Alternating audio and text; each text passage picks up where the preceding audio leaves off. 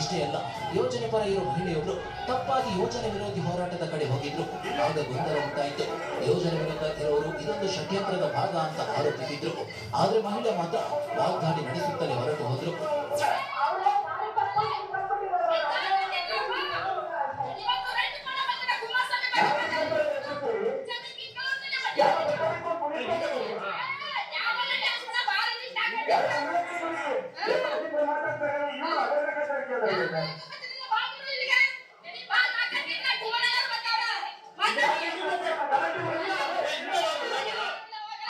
ಇನ್ನು ವೇದಿಕೆ ಮೇಲೆ ಮಾತನಾಡಿದ ಕುಮಾರಸ್ವಾಮಿ ಬೆಳಗ್ಗೆ ಟೌನ್ಶಿಪ್ ವಿರೋಧಿ ಹೋರಾಟಗಾರರಿಗೆ ಅಭಯ ನೀಡಿದ್ರು.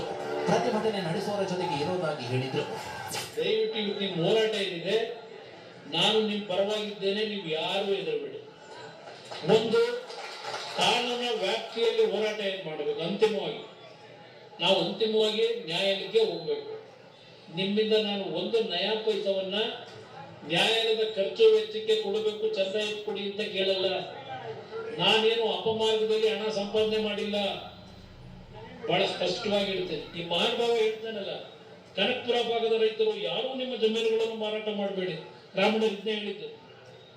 ಬೆಂಗಳೂರಿನವರು ಒಂದು ದುಪ್ಪಟ್ಟು ದುಡ್ಡು ಕೊಟ್ಟು ಕೇಳಿದರು, ಜಮೀನು ಕೊಡಬೇಡಿ ಅಂದ್ರೆ ಬೆಂಗಳೂರಿನವರು ಅಂತ ಹೇಳ್ತಾರಲ್ಲ, ಅವ್ರನ್ನೇ ಸೇರಿಸ್ಕೊಂಡು ಹೇಳೋರು, ಯಾರನ್ನ ಕೇಳಿ ಸೇರಿಸ್ಕೊಂಡು ಹೇಳೋರೆ? ಬೆಂಗಳೂರು ಜಿಲ್ಲೆಯವರಾಗಲಿದ್ದೇವೆ, ನಿಮ್ಮನ್ನೆಲ್ಲ ಈಗ ರಾಮನಗರ ಜಿಲ್ಲೆಯಿಂದ ಬೆಂಗಳೂರಿಗೆ ಕರ್ಕೊಂಡು ಹೋಗೋರಿಗೆ. ಆದ್ರೆ ಕುಮಾರಸ್ವಾಮಿ ಈ ನಡೆಗೆ ಮಾಗಡಿ ಶಾಸಕ ಬಾಲಕೃಷ್ಣ